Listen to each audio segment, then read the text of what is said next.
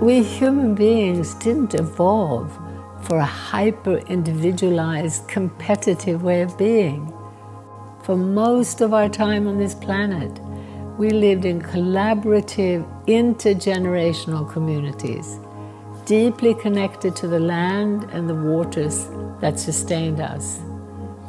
This is why you can now see across the world people who've been pushed into this unnatural, high-rise way of living, disconnected from each other and from the earth. They're now developing a natural and almost biological hunger for community and connection to nature. I'm Dean Walker, and welcome to the Poetry of Predicament podcast, a podcast for people brave enough to face humanity's challenges and problems, and most importantly, our numerous predicaments. The Poetry of Predicament is a podcast meant to inspire us to bring forth grace, beauty, and connection with the web of life in the face of a predicament-laden world. This week on the Poetry of Predicament podcast, let's welcome Helena Norberg-Hodge.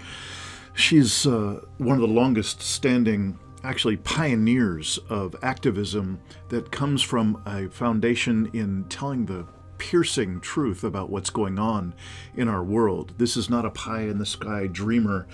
This is not someone infused with hopium. This is someone who is on the ground helping communities around the world build resilience and localized, empowered communities. So let's join our guest, Helena Norberg-Hodge.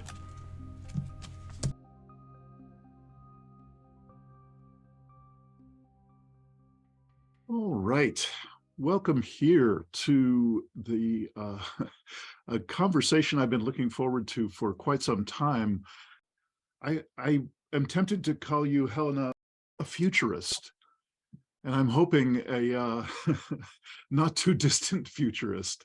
You have an extraordinary optimism and persistence in the face of a world that is quite determined to go in a different direction. And we're going to be hearing from you about your perspective on that. I'm really impressed by your stamina, your persistence, and that optimism. And it isn't just talk. We're going to find out about the many projects, films and writing and so on, but more importantly, on the ground in communities around the world. So it is a real pleasure to have you here. And this is the, excuse me, the Living Resilience online community that's hosting this gathering. And we are folks that are providing transformative support and resources to people bravely facing human-caused collapse of Earth and human systems. And while that can sound daunting, it absolutely includes the kind of persistence and optimism that I was just acknowledging in Helena. So Helena Norberg-Hodge, thank you so much for joining us.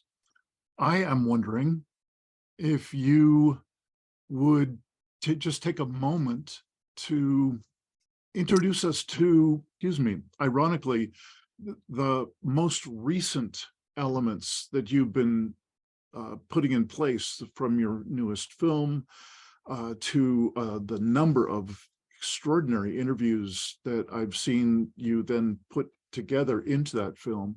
Give us a sense of the kind of projects you're involved with now.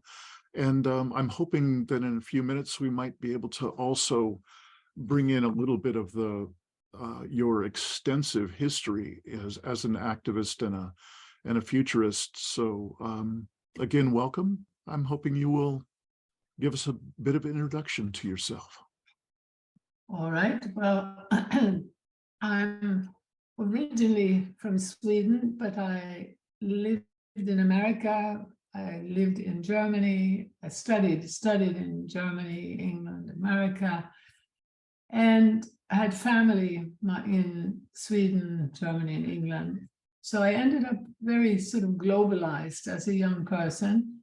And I ended up studying languages, mainly out of my interest in understanding different worldviews.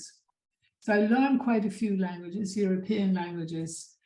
And then I was living in Paris, working as a linguist, when I was invited to go out as part of a film team to this unknown part of the world, completely unknown. It's still quite unknown, which is remarkable, because it's actually West Tibet, very much Tibetan culturally up on the Tibetan plateau, but it belongs politically to India, and it's called Ladakh.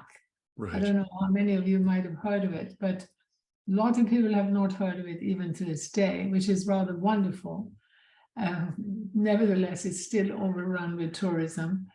But when I arrived there, it had just been opened up to the outside world, and it was so unknown because it had been sealed off politically by India, because it belongs politically to India from the 1840s onward, this western part of Tibet. And I was going out as part of this film team to try to pick up a little bit of the language, because the filmmakers knew it was very untouched and they needed someone who could try to communicate with the people. But I arrived there and I fall completely in love almost overnight with these people who were the most divinely light and joyous. And basically, the truth is, I had many meetings with the Dalai Lama in the ensuing years. And I really have to say that almost everyone I met was like a Dalai Lama in terms of this calm, joyous way of being and sense of humor. And so I learned to speak the language fluently. And because I was very adept at learning languages, I did learn it very quickly. And I sort of immersed myself in this pre-industrial, land-based, if you like, indigenous culture. And it took me many years to realize what I would say now, or what I did say, a lot of it I said in a book that I wrote 16 years later. It took me 16 years. I hate writing, so I've only done very few books. Anyway, it took me many years to actually truly appreciate the degree of well-being, the degree of happiness, because I was so blinded by assumptions that, I was assuming that, life is so hard, and for many years. And then there were moments of, certain episodes in these years when I was spending about half of every year there. I ended up very early on, after 2 years out there, convinced that we need to wake up in the West to the fact that we've been subjected to propaganda about progress, about growth, about so-called development, and that we were all carrying essentially these beliefs that had actually been foisted on us from the outset. And so I was questioning this. I was questioning the internet from the beginning. I had rotten eggs thrown at me. So in my book, Ancient Futures, which I wrote, 16 years after, I left out in the Swedish and Danish versions, which came out first, I had it's an overview, so it's only a few pages, but I was saying what I had learned more than anything else was the absolute need for a respect for holistic experiential knowledge, and that science had already gone too far towards reductionist over-specialization, as Rachel Carson had pointed out very eloquently, and she'd been listened to back in the 60s and 70s. And I was saying that this can only happen if it's accompanied by decentralization or localization, and we must move in that direction.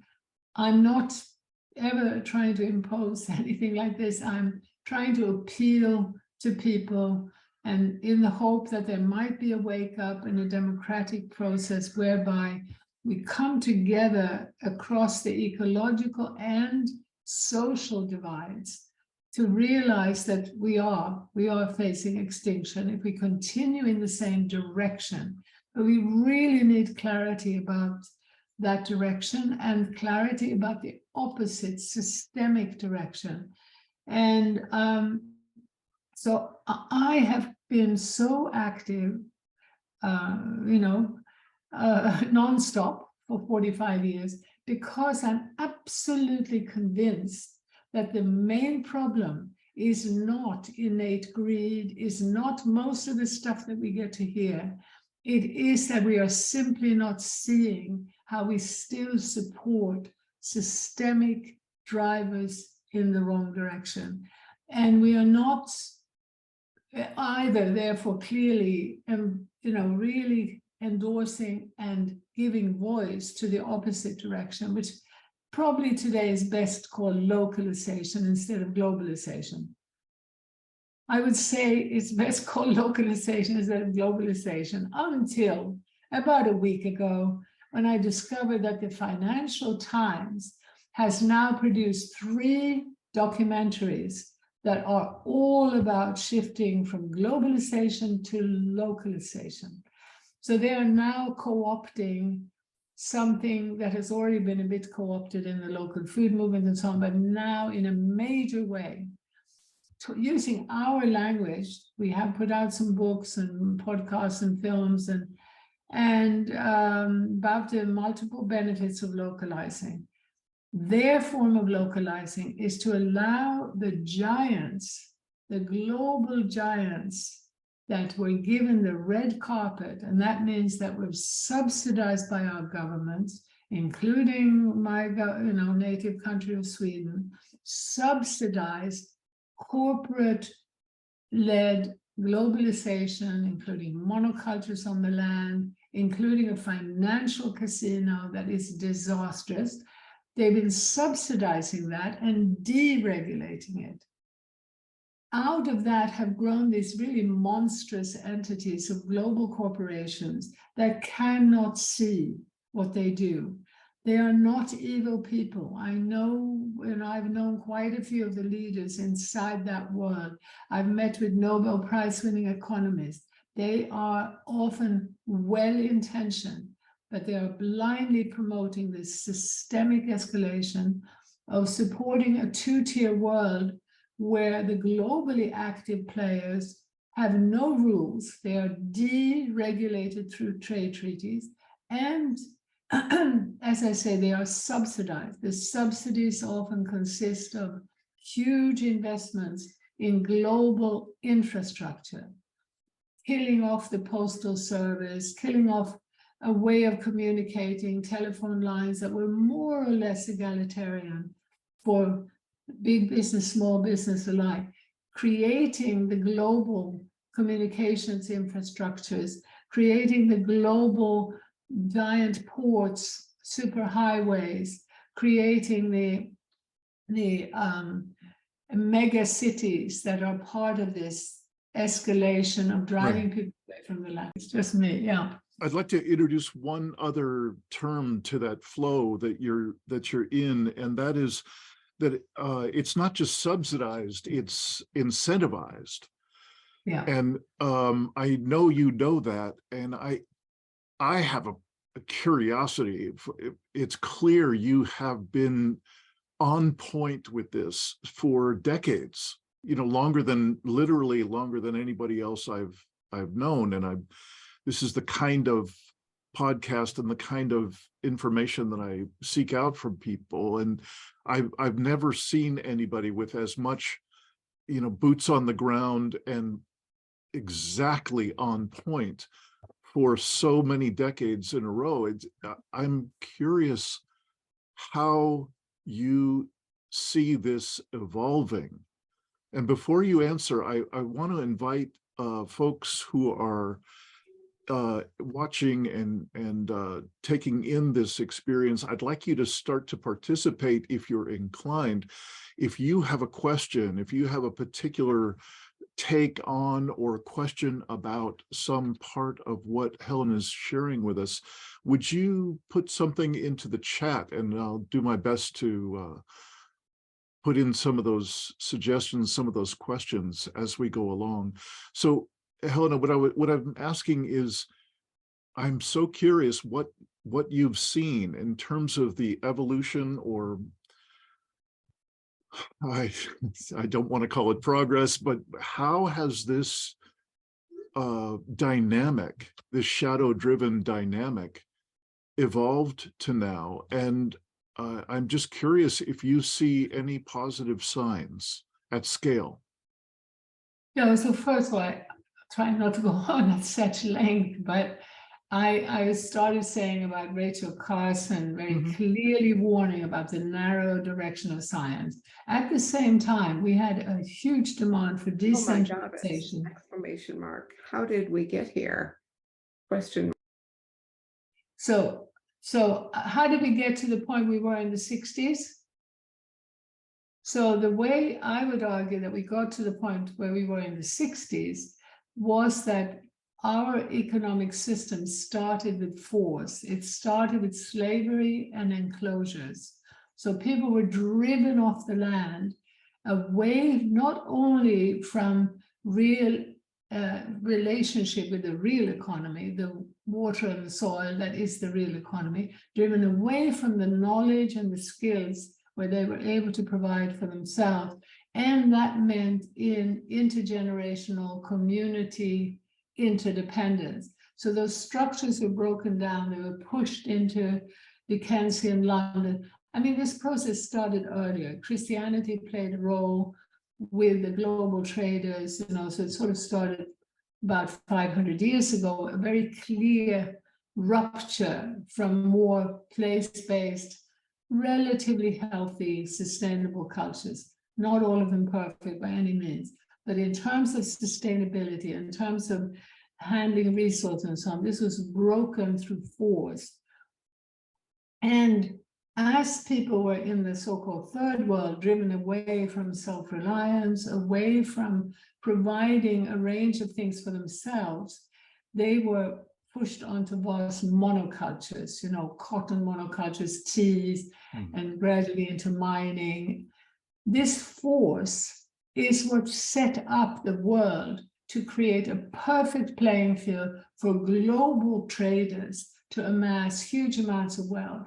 So they had cheap slaves on one side of the world, and then they had an industrializing economy, which meant also a monetizing economy. So money is another technology that was then supported.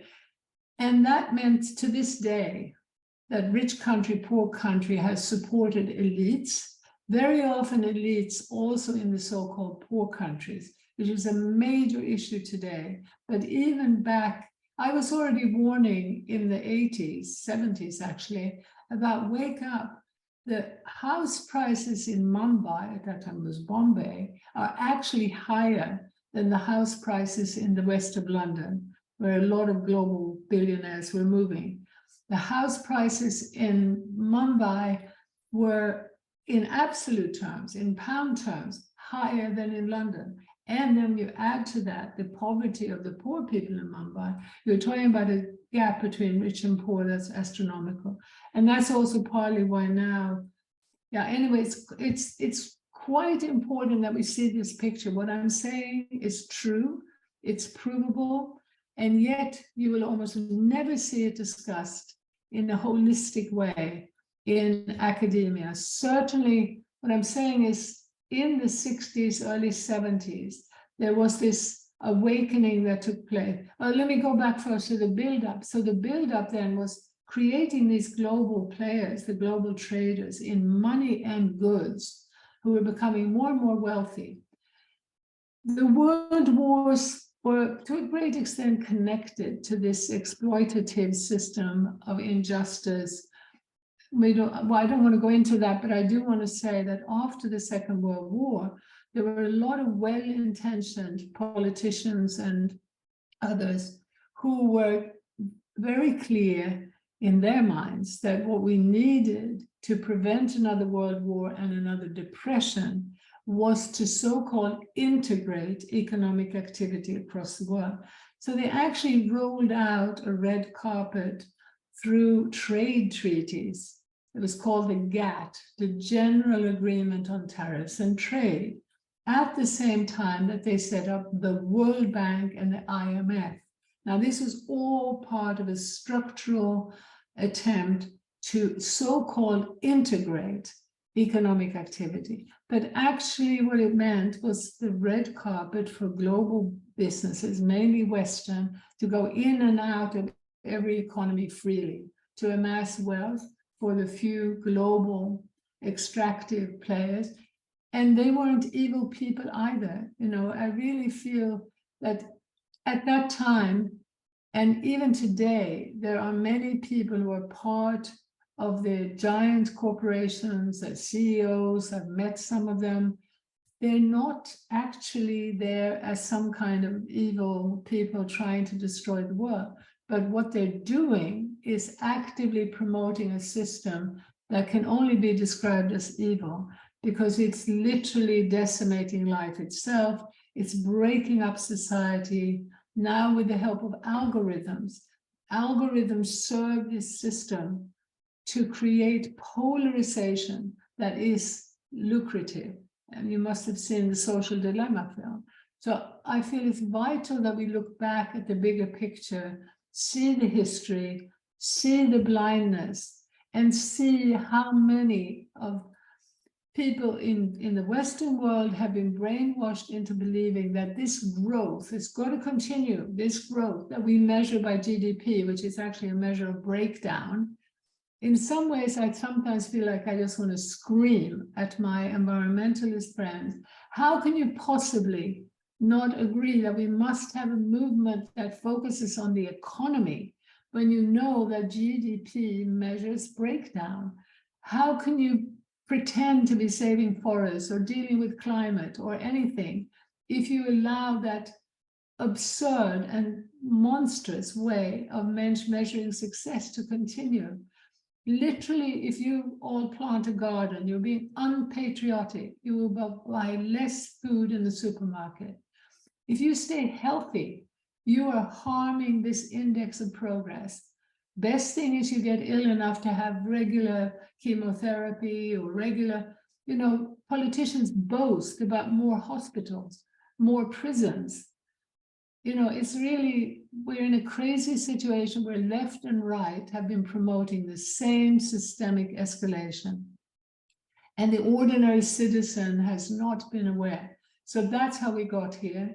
And in the 60s, 70s, there was a strong movement for decentralized renewable energy, for limits to growth. Small is beautiful. These books reach the world. I hope you all heard of them. Small is beautiful, limits to growth. You are of an age where you should certainly have heard about them. Mm. Unfortunately, the younger generation of environmentalists have not heard of them at all. It's buried. And what's buried is that there was a real attempt for meaningful change, which gradually between the 70s and 80s became co-opted by corporate influence. I knew personally one of the main players in that, someone named Maurice Strong, who was a self-made petroleum multimillionaire from Canada. His wife was Danish. She was a friend of mine. And I witnessed how she and I, well, she, of course, much more, had an influence on him. He said, yeah, you're right. We need to think about the environment. This is not sustainable. Environment, yes. And he went and spoke to his friends at the Aspen Institute. He managed to get a big CEO to fund this huge environmental meeting in Rio in '92. And I was very alone in the environmental world and saying, wait, and trying to talk to him about trade treaties, wasn't interested. He was a friend of Al Gore's. Al Gore wasn't interested.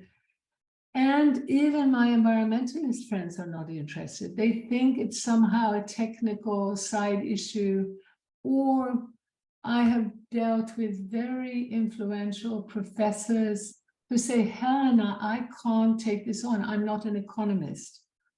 And I'm saying, please don't believe you need to be an economist.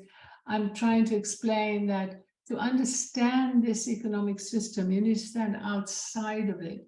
You need to see it holistically. You need to just look at some of these facts that I'm highlighting. But anyway, I better stop. It's such a long rant in case there are any questions. I don't see any questions yet, so people in the audience here, please include whatever questions you might have coming. Now, you've kind of bumped us up to what Yeah, is a pinnacle of, to date anyway, of corporate influence and incentive for them to continue this track. It's just clear and strong. I'm wondering if you could share with us uh, that which has been driving you for these many years. yeah. What Well, has driven you, and what I mean by that is what has been the inspiration, what has been the sign, or what have yeah, been the signs that yeah, tell you that there is a way to put a leverage into the local level, because it seems yeah. pretty clear that the global level is sealed up with those who have that scale of power. How have you brought a sense of leverage and agency to the local level? Well, I guess what's driven me more than anything was seeing that in Ladakh, and later I worked in Bhutan over a 5-year period, and in many other countries, because my book, Ancient Futures, was translated. In the end, we made a film with the same title, between the film and the book, into more than 40 languages. So I had so much support from people who had experienced more land-based, non-industrialized ways of living and the Western world. It was this experiential contrast between being within the Western industrial, always urbanizing, or dead towns and villages and suburban sprawls. But that contrast is what made people very interested. So I felt very supported. To this day, like even today, I get an email from someone who says, I read your book in '92 and it changed my life. And again, typically it was a woman. And it was a woman who said at the time when she read my book, Ancient Futures, she had been backpacking in Southeast Asia, and she'd had all these inchoate feelings and so on. And she felt, the book really helped her to then make sense of her life. But it's all been grassroots. We've been, from about the early 90s, we've been very stifled in getting the word out. We did also launch a Facebook page in 2011 when we launched our film, The Economics of Happiness. And the Facebook page shot up to 140,000, which is quite a lot, very, very quickly. There was such an interest. There was such a hunger for this message of the economics of happiness, because we were talking about the human, psychological, spiritual benefits, as well as the benefits to the rest of life. But then that we got essentially what we now know as shadow banning. So our Facebook page, things don't get forwarded because Facebook is structurally completely locked into promoting globalization. So what gave me total energy and energy for doing something else was this huge support from people who'd seen both sides of the picture and seeing the goodwill of people in the Western world, in the non-Western world, and the absolute clarity in my mind that people simply were not aware of this, essentially, what's called the invisible hand of the economy, which had become so invisible and so distant, and then a theater of left-right politics where people weren't arguing about what this was doing to human health, what it was doing to ecosystem health, what it was doing to life itself. They were arguing about how are we going to distribute the goodies of our industrial globalizing economic path, which creates all this wealth. Right. And everybody knows how happy we are when we are wealthier. So a lot of propaganda coming out and people buying into it. So my absolute conviction that this was not driven by people. This is not driven by the majority of humanity. On the contrary, What I think we need to look at is the truth that there's been a huge cultural turning, particularly in the Western world, from the time of this rupture of community and connection to land. As this economy keeps growing, it's continued in a straight line, but culture has turned more and more towards a deep appreciation of life, towards respect for indigenous people, towards respect for women, towards all the basic ingredients of a healthier and you know, searching for more holistic, systemic approaches, but still, from my point of view, manipulated by big money. Right. So in order for us to have clarity, we need to go beyond the mainstream. We have to look for small independent groups that we normally don't hear about.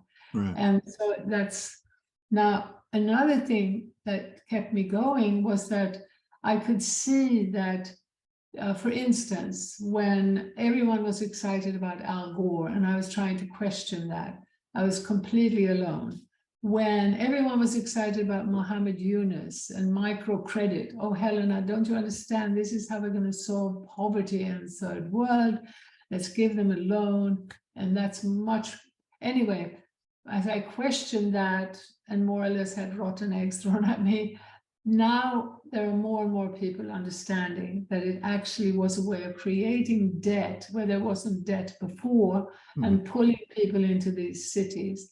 So now I'm seeing, the questioning of the internet and the whole information society. Finally, there is more happening. So my big hope before I die, and I'm 77 in a few weeks, before I die, I'm still hoping that I will see a bigger wake up, a holistic wake up. I see the building up not only of the localization movement, which has been one aspect of what I'm trying to encourage, because Dean, you were saying that the big system, it's hopeless. I still hope, not before I die, to see that system transform, but I hope I will see a movement come together of all these amazing, wonderful people who all over the world are trying to support, whether it's the, you know, their own trees in their own parks, whether it's the water quality, whether it's better schooling, whether it's the poor, whether it's the ill. There's so much good intention still. Okay. I'm still hoping that we'll be able to contribute to a message that says, link hands, not become one great thing, but as small independent initiatives addressing specific aspects of breakdown, link a voice together, basically become a unified voice to focus on economic change.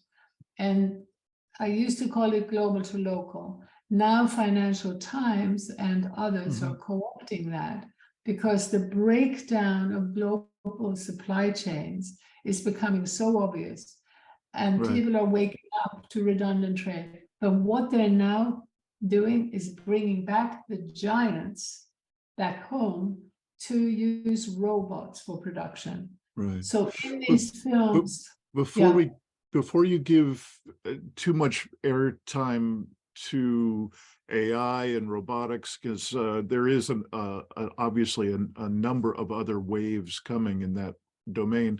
We have a couple of questions here about at what scale are you talking about these initiatives coming together, and particularly, do you have any examples of how a local smaller community has brought some of these elements together in a good way? I think there's certainly for myself, there's a hunger to hear about that in the global South and in the less privileged countries. And I'm also very curious about how that can show up in the more privileged countries as well. I think there's a lot of enthusiasm as you're talking about it, but I'd love to hear about any examples that you'd like to share. Yeah, well, first of all, it's absolutely, probably in terms of active localization, there's more happening in the Western world, and there's quite a lot happening in America. In our work, we link those people who are still living more localized lives in this non-Western world with the people in the North, or, it's often called global North, global South. People don't like to say, third world, first world, or whatever. But linking those up in deeper conversation and support is a vital part of what needs to happen to strengthen a very conscious localization movement around the world. And examples include, at the center, local food initiatives.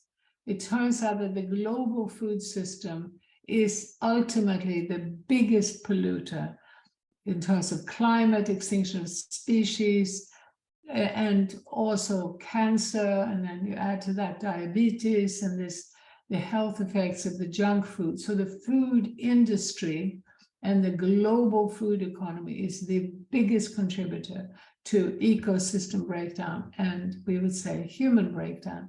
We're also finding that when you connect people over food, in other words, link farmers and consumers, we're getting a response around the world from torture victims, from depressed people, from addicts, from prisoners, that makes us convinced it's because it's actually in our DNA that we evolved more deeply connected to the sources of our food, to the soil, either in the hunting and gathering or the growing, the processing.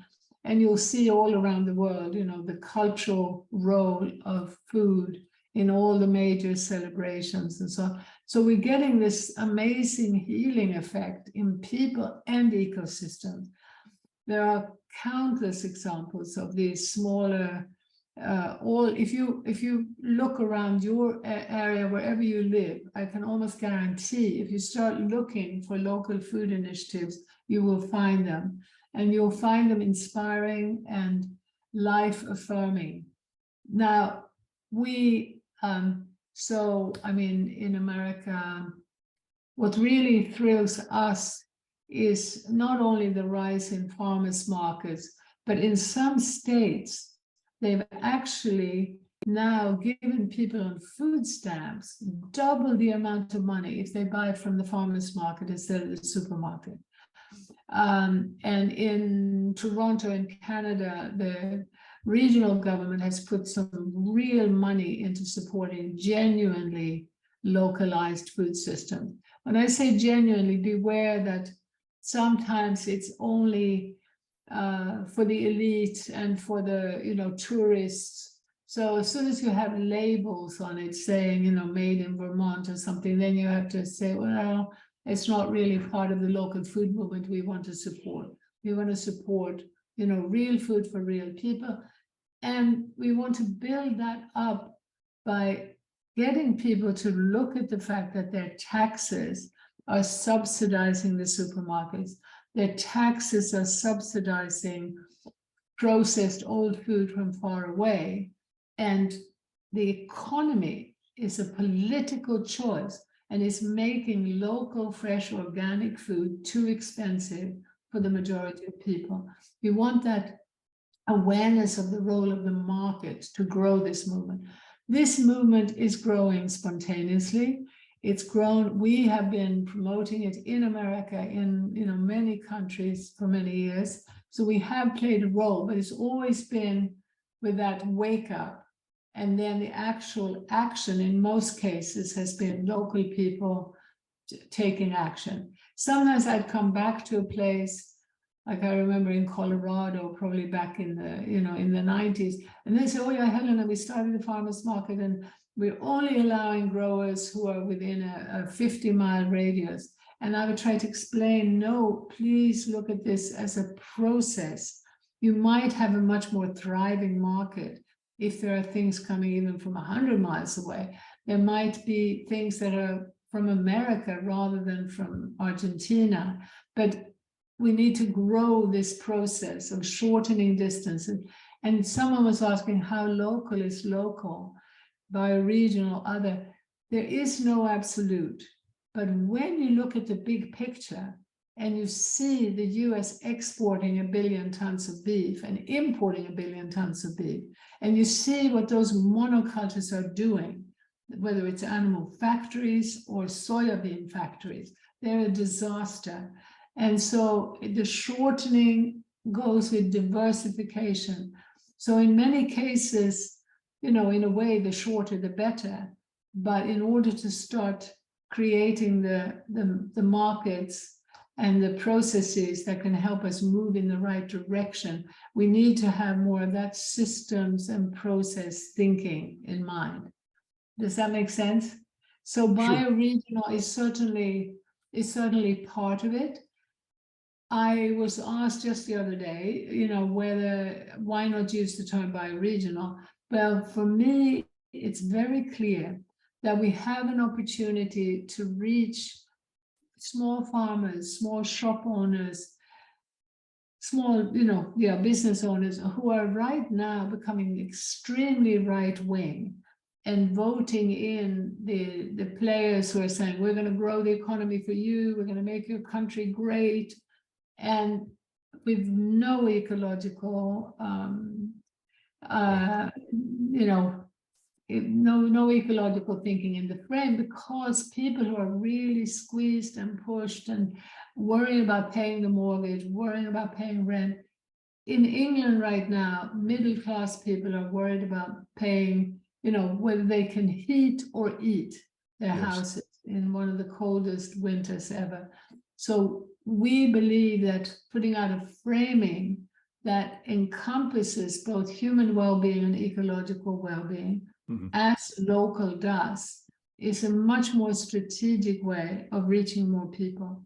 And for us, it's all about trying to create bridges between these artificial divides. And please keep in mind the social dilemma. When I talk about divides, just keep in mind that we are in the grips of a system that is extracting wealth out of fear, hatred, and violence. And I saw this in Ladakh and Bhutan. So this, when you ask why I've been so driven, I literally saw the happiest, most peaceful people who had coexisted for hundreds of years. In the case of Ladakh, Buddhists and Muslims. In the case of Bhutan, Hindus and Buddhists coexisted for hundreds of years peacefully, no group conflict. Doesn't mean there was never any conflict between individuals, but no group conflict ever. And I see the rise of the economic pressures, creating the unemployment, creating the fear, driving them away from more decentralized and inevitably more egalitarian structures. And then I see them killing each other, so that's part of, I could start crying, part of why I've been so driven. Yeah. Well, that's you're nudging right up against the kind of work that we do in this living resilience. That's the organization producing today's interview with you. Our work is to provide transformative support and resources for people who are facing exactly the kind of issues that you're talking about, and what that hopefully will end up yielding is people who are point themselves toward reconnection.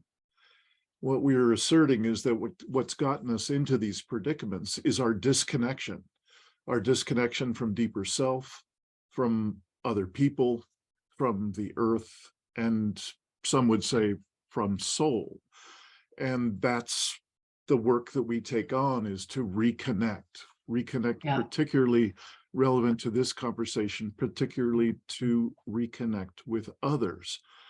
And so I'm again curious if you could share with us particular organizations or towns or regions examples of pretty high functioning communities that have found a way to communicate, or found a way to reconnect with one another, even if they aren't from the same side of the political conversation and so on. One organization that I've bumped into recently, actually again, quite a few years ago, when Transition Town was just starting up, I put quite a bit of attention on them and participated for some time, and they seem to experience a very predictable kind of a downturn in terms of their ability to really rally and have clear relatedness and have that build out in the communities in a good way. And in the past few years, past 2 or 3 years in particular, they seem to have had a real resurgence. And I could say that I've had some experience of their active efforts to bring people together in using some of the most leading edge facilitation and community building techniques that I know of. I'm curious if you know of any, or can think of any particularly strong teachers in that arena, or organizations or communities that seem to have it going on, you know, that they're actually growing themselves out. Oh, well, that's interesting, because we were living in Totnes when Rob started Transition Town. Right. And for a long time, well, I don't know, for a long time, let's see, in the beginning, there was this huge enthusiasm. And I was a bit wondering why now, when Rob talks about peak oil, that's what drove the interest. The peak oil was this scary specter that oil was going to be becoming so expensive and we were going to see this major transition. So I was surrounded by a lot of friends, including Rob Hopkins, including many economists, including Richard Heinberg, who's a close friend, and has been for more than 40 years probably. But I was, because of having studied the global economy, I was skeptical, and I was saying, I see, you see, what's happened is that we've handed over the right to create money at that level. So we put a few zeros, they're not even bothering to print anything anymore, a few zeros in that digital world. So these giants have any amount of money to spend, and we can see that with fracking and everything, it doesn't matter, it's unbelievably inefficient and so destructive. So I was pushing awareness about the global economy and trying to say, please do everything you can to localize the economy. And so still today, our work is to say, if you understand that global economy, you will be doing everything you can to localize. And you will be crazy if you don't try to raise awareness so that more people start resisting further globalization and promoting localization. So that's what we've been saying forever. And the transition towns, thank goodness, they've transitioned a bit now more into also looking at the economy. And there are a lot of good initiatives. And we have our base in Totnes as well. And so if you talk about communities that I would highlight, actually the 2 communities that we are based in, which is Totnes in England and Byron Bay in Australia, are among the more vibrant and active. And yet, in both cases, it worries me immensely that the pressures from the global economy mean that we're constantly working against huge pressures that are psychological as well as structural. So that without the awareness of the global, I feel people are weakened. One of the key elements in that awareness is that we have over-regulation at the local level. So just yesterday, I was trying to talk to a leader here in this community about, please, let's form more of an educational forum to get people to wake up to the fact that our local councils are using our taxes to police us.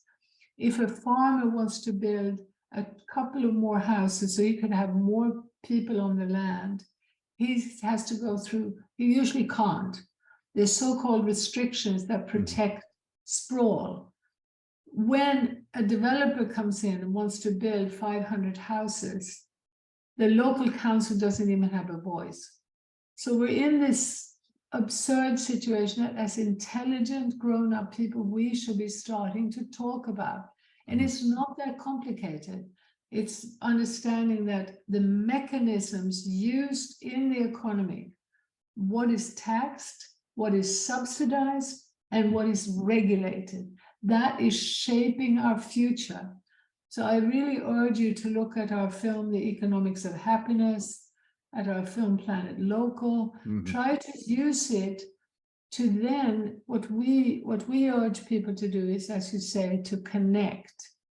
And we want people to connect as you're doing here online as well, but the primary connection should ideally be with people within reach, the sort of people who can help you when your child is ill, or when you have COVID and you need some shopping done, or start building hubs of groups that can come together to, first of all, reconnect, as you're saying. The reconnection means a deeper sharing. It means, it seems like you've developed fabulous tools. I think there are lots of people doing that. Lots of people who've developed various mechanisms, sometimes a bit too formulaic from my point of view. I would say that, sometimes there's the insistence that, no one else can comment, or having seen how it worked in ancient cultures, my whole take on it is a bit more inclusive. The children would be running around. There would be, even in the most intensely important moments when the Dalai Lama came to give a teaching, there was still that human element. Whereas we tend to get a bit too precious, a bit too formulaic, and a bit too serious about how we do those things. So, but if their goal can be in that local group to start sharing, and you obviously have to be careful about the people you choose, because they need to be mature, and you'll find out over a period, some people may not want to, they may be too scared, they may be too protected, but we really need to get to know each other, warts and all. We need to be able to talk about our fears. We need to talk about our eating disorders, about a husband who drinks too much. We need to be able to share. And I really, usually all these years, I keep referring to the 12-step program in Alcoholics Anonymous, which has been so successful because it's about coming together to transition. And this, I believe that we can get over our fear of looking at this global economy and our fear of the future in this shared process, where also I would urge you to learn from indigenous culture and think of, possibly, it might sound too kooky for some people, but chanting, singing, even very sort of easy type dancing. You see, if you go even into villages in Greece and Spain now that have not been so affected by the consumer culture, you have intergenerational groups where the 1-year-old and the 90-year-old are together dancing and singing. And, so some of the learnings from more traditional ways of doing things can be very healing and help to bring people together. And there's some lovely localization projects, like right here, there's a woman who actively put out a message to her in her small town area to invite people to meet in the park. And she was looking particularly at young families that had no grandparents in the area and old people who were quite lonely. And tragically, there were some people who were saying, oh, no, you've got to be careful of pedophiles and you have to be, can't do that kind of thing. But luckily, she did do it, and it's been very effective, just in that small way of bringing people together. We are urging people to be willing to come together to also rethink, and to do that rethinking jointly, to look at the films, to listen to the podcast, share that, and share the, maybe hesitation to look at the big system. Because as I'm saying, to motivate clear and strong and meaningful local initiatives, a better understanding of the dominant system is helpful. Right. And it does not mean months and months and months of getting more clued up. There are certain basic principles. And I would urge you to look at our materials. I mean, we have a website that if anyone wants to do a PhD in localization, that's where they should go. And we are planning to offer courses. I also, before I forget, I just want to say that we are planning to do a big event in the UK next September, end of next September, where we're hoping to be able to give more voice to the worldwide localization movement, which includes the transition time movement, includes the eco-village movement, it includes a bioregional movement, a permaculture movement, Via Campesina, which is the biggest social movement in the world of small farmers, 200 million. It includes so much, but we don't have the framing that would help to give voice to and to strengthen those movements. And that's what we're hoping that we can contribute to. So in Bristol, at the end of September, we'll be inviting, to the extent we can afford it, because we're operating on this tiny budget and yet committed to this global outreach. Just out of our history, it happened that way, and we're still doing that, which is a bit mad. But we have built quite a strong movement in Japan and in Korea. In Korea, we work every year with a city. When you were asking about, examples, one of the most inspiring that I've come across was actually on the edge of Seoul, this rather soulless city in South Korea. I came across this eco-village, which had 20,000 members. And the way that grew was that there was going to be a development in that last little bit of a green hill, and people came together to fight off that development. And then out of that collaboration grew essentially a localizing path where they set up an alternative school, they had a community center.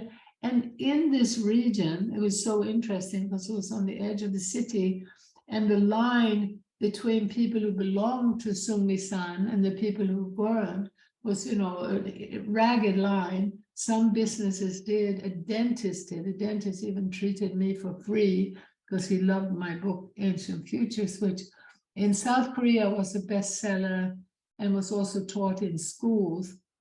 And so we've worked in South Korea also with, even the mayor of Seoul itself. But in another city with about 600,000 people, they've been having economics of happiness conferences every year now for 8 years.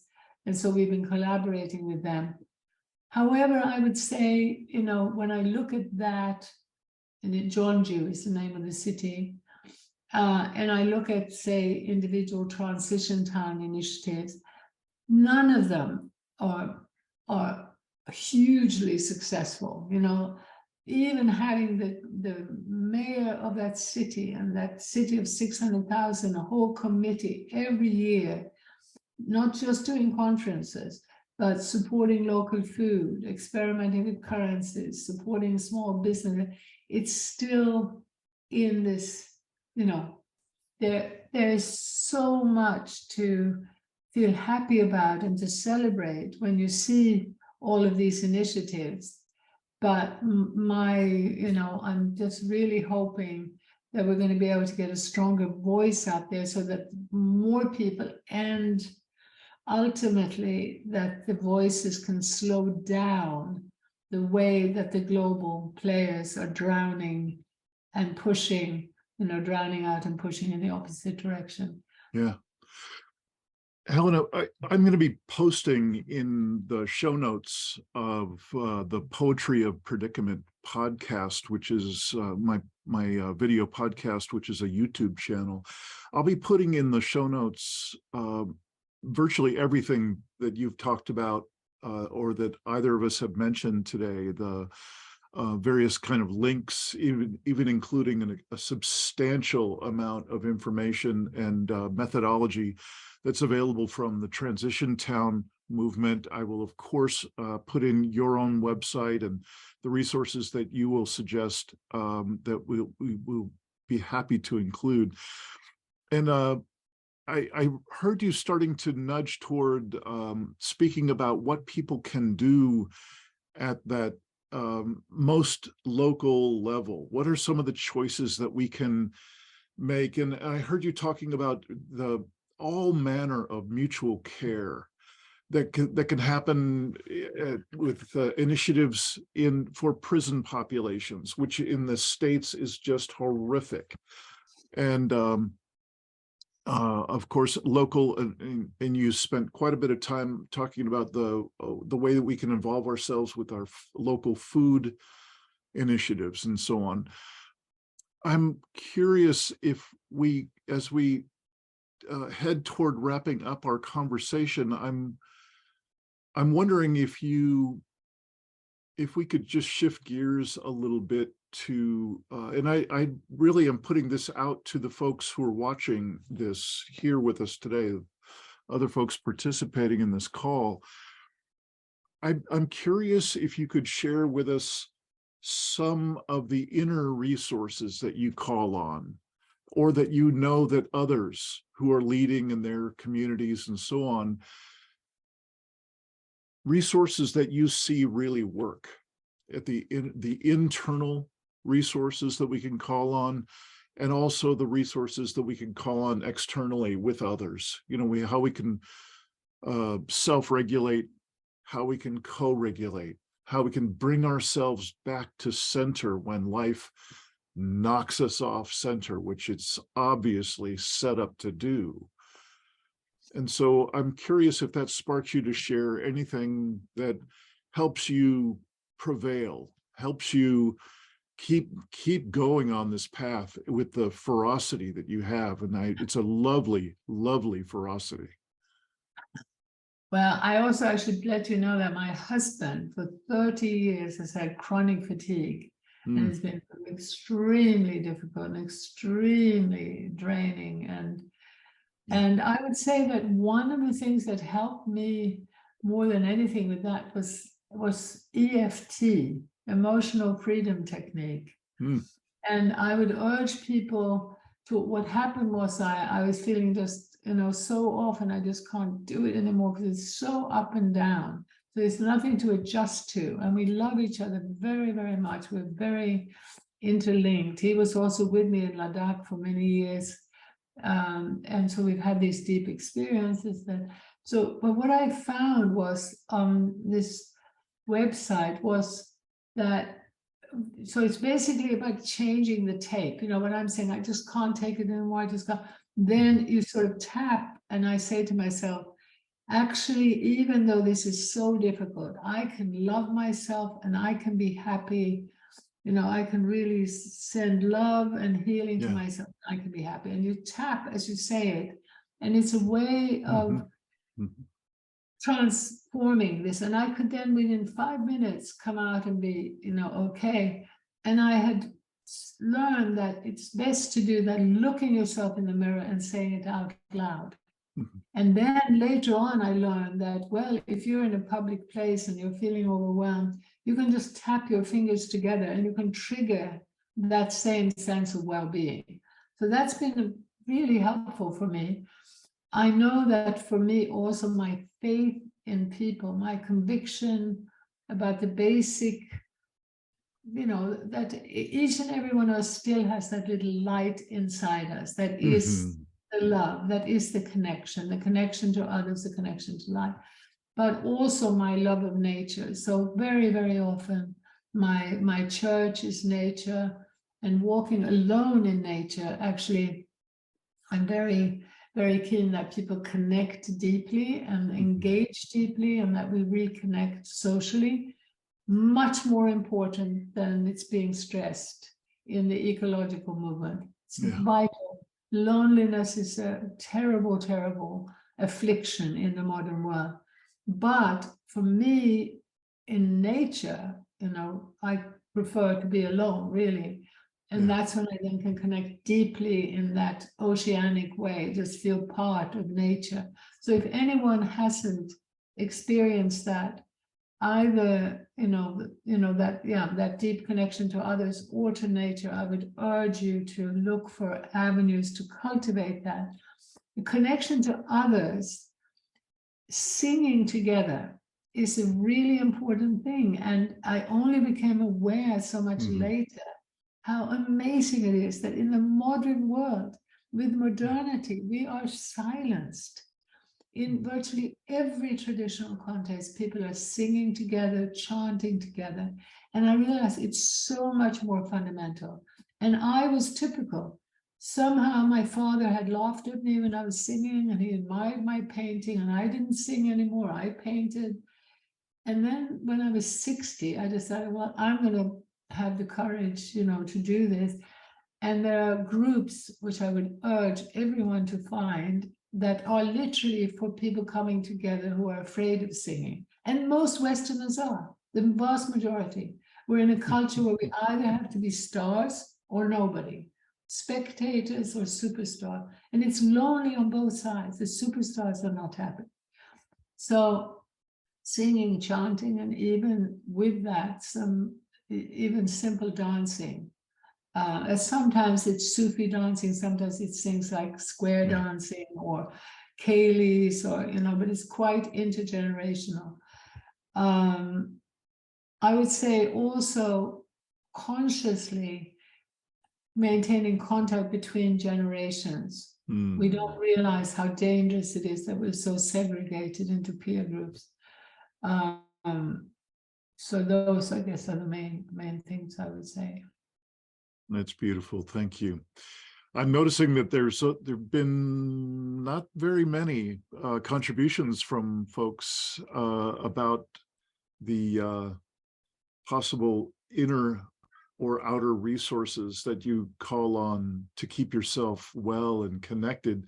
And I'm just now reading from Thomas here. Yeah, I am too. I'm seeing,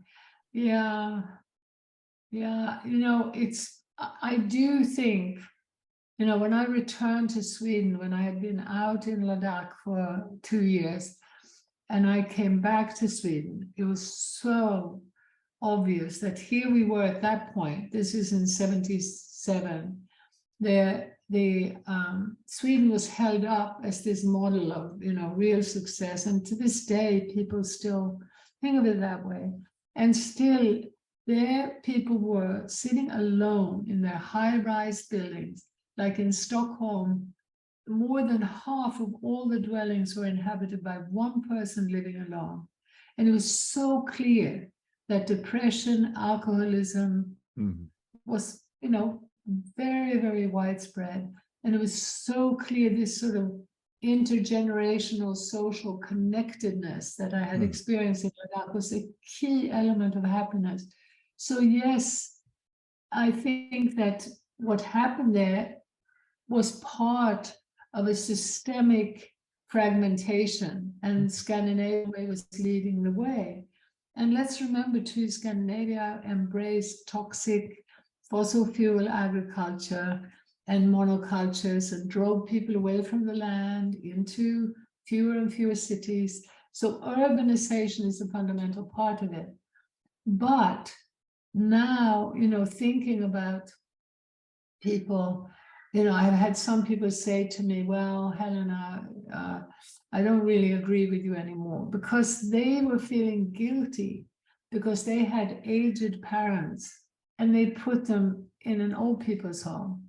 And I'm in no way wanting people to feel guilty about essentially doing what we more or less have to have when we're living inside the grips of this techno-economic modernity. So I think here, in many cases, it might very well be the best thing for the older person and for you that they do go into a home. In fact, I've just been advising someone who works for me whose mother has dementia, and it's just so harmful both for him and her to try to keep her at home. But it's really, again, where the bigger picture will remind you that you're not going to be doing this alone. We really always want to urge people to think of changing the I to a we, and not to fall into the trap which the environmental movement has been very guilty of pushing, which is that the average Western middle-class person, particularly if you're a white male, it's like you are the enemy and you are wrong and you are guilty of, creating this system. That's not how it worked. It's a build-up. So now Western, typical Westerners, middle-class people, are being made to feel so guilty. And the dominant message is, it's because you didn't want to change. You didn't want to stop driving your car. You kept using plastic, and now we're destroying the world.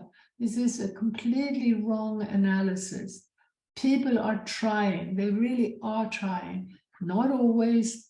And some of them, when they're made to feel so guilty, they also become angrily anti-green, which is again where the bigger picture can bring us together across, what we know we all care about. So the bigger picture is vital. Yeah. Yeah. So it just seems like we keep looping back to particularly our disconnection from each other. And what I'm hearing you say is that this is perhaps the master skill set that we could all work on in our own way, in our own communities, and at whatever scale we can find within reach, is to reconnect with other people in our community, of course, with our own loved ones, but perhaps most importantly, with the people we don't necessarily know well or get along with. I think these are perhaps the core challenges of this time. Well, I would definitely also urge people not to fall into the trap of believing that in order to create a bit of a hub, that they need to do that with people who have completely different values or from a different culture. Or it's really vital, it's natural that you would choose to come together with quite like-minded people. And, I was urging you to think intergenerationally, but actually in today's world, look at here today, we're all pretty, maybe not Brad, I can see you, but many of us are, sort of retirement age. And actually those might be the best people for you to come together with because they would have more time to do this. So you need to have a bit of a hub of people who are pretty much on a similar page and who are wanting to give time to this. And the time is the deeper reconnection, a worldview shift that will then enable you to become either a big picture activist. For us, that's the most important thing you can do. Because even if your big picture activism is getting people to see, oh, there are two systemic parts here, and the localizing one that will build the real community fabric, the real connection to nature, and start building a genuinely resilient and genuinely sustainable economy. There's things we can do. Now, getting that word out is almost more important than starting a project. So there's a tendency in the West, I'd say particularly in the male world, to just want to get on with that project. And there's not enough funding, voice, attention to spreading the word, to building up more of a momentum, more well-informed people who are going to support these efforts.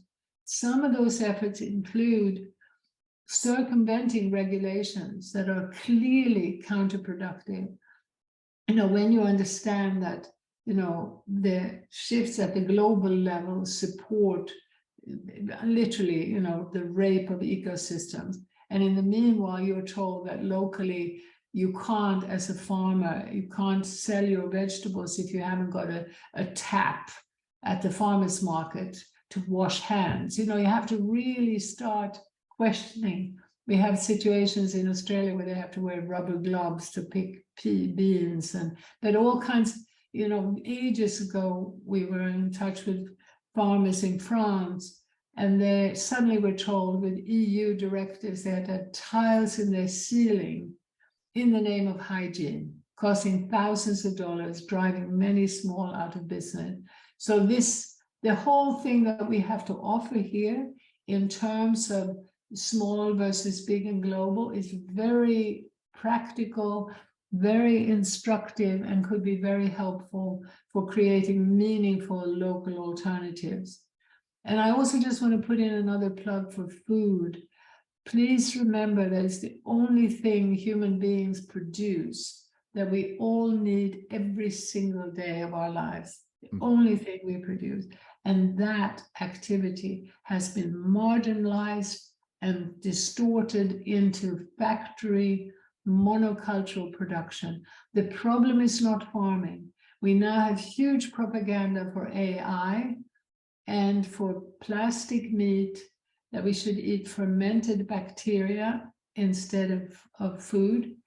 And please be aware that the evidence that small diversified farms can produce vastly more food per acre of land and unit of water. Yeah. Small diversified, that's what can feed the world. Many small diversified. And the truth of that is something that could really explode the myths of the modern economy, where we've been led to believe, oh yeah, so many people, it's got to be bigger, it's got to be more technological. Yeah, we don't like the supermarkets. We have no information about the hideous waste associated with those supermarkets and with the big. Monoculture is deadly.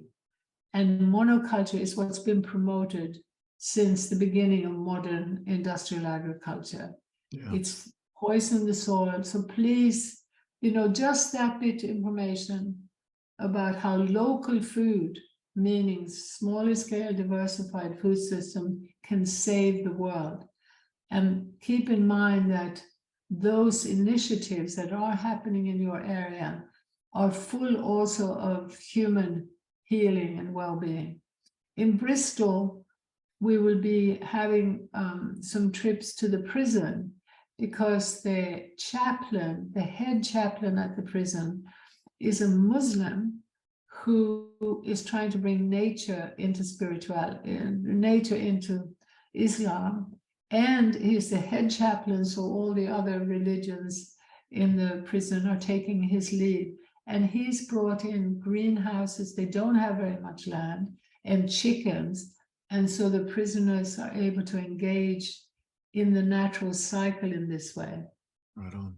And can I say one more thing about that? And that is that over the years, I became aware that a lot of the initial wake up to ecological issues, people focus on trees and planting trees. And I realized that when people do that, it's often just a one-off activity. Whereas, as we're seeing now in the local food movement, it requires an ongoing engagement, and it induces a sense of spiritual connectedness and humility. You know, we're so aware of the complexities and the miracle of nature, and how, you know, you can be planting two plants, identical plants right next to each other, and one will be twice the size of the other one. There's this constant mystery, magic, and you're engaged with it. So there's far more to the local food movement than you might imagine. Yeah. Can I also ask what I think about intentional communities? Are we about to stop now? I think it's probably a good time, a good pause point. I just really want to thank you. In just doing the research to prepare for this conversation, I'm very moved by what a long track record you have of really important shifting of our attention from an unconsciousness of what are the factors that are influencing our world to shift our attention to an awareness of what's actually going on. And even more importantly, what are some of the alternatives that we can do at scale that's appropriate to where we are and our level of effectiveness and agency in our own communities. I just want to thank you for your long-standing activism and clarity and engagement. Thank you. Mm-hmm. Thank you. Well, I hope to stay in touch. And Okay. yeah, and I think your emphasis on helping people to connect is wonderful. Yeah, I was thank just you. sending an email to Brad, actually. I don't know, Thank you. Brad, if you see, I sent a message to you. All right. Well, thank you. And thank you to everyone who's been a part of being with us today, and know that all the links that we've been talking about will be included in the show notes if you'll check into the Poetry of Predicament and watch the recording there, or send your friends and relatives to that one. Thank you so much. One more thing I do want to mention, I should have mentioned, is World Localization Day, which we took an initiative to after COVID, because we were having regional conferences around the world. We found it was so difficult to reach people through the mainstream media or through social media. So organizing these regional conferences, we did a lot. In America, we had in Santa Fe and Seattle, in Vermont, but in New York City. Anyway, we then did this thing online. And so we created a program where people in 30 countries, and we have sort of now quite a lot of partners in 30 countries celebrating World Localization Day, which we fixed as June 21st. And sometimes people just organize a local food feast to celebrate World Localization Day. Sometimes they put on bigger programs in their local area. Sometimes they contribute to something online. But I hope you'll look at that. We have a special website for that too. Link to our website, localfutures.org. Is that going to be in the notes, Dean? Absolutely. You bet. Yeah. Okay, good. All right. Thank you. Helena, thank you so much. Thank you. Everybody have wonderful, wonderful holiday time. Thank you. Bye. Really appreciated this time. Really Thank you. Thank you. Thanks for watching another episode of the Poetry of Predicament podcast, produced by Dean Walker and the Living Resilience Alliance, www.livingresilience.net. Music today from Michael Hedges, as always, and also Port Blue Into the Sea. Also available on our website, www.livingresilience.net, is a wide array of articles, online learning series, arranging group and individual resilience coaching, and sign up for our every other Tuesday free support group that we call Safe Circle Calls.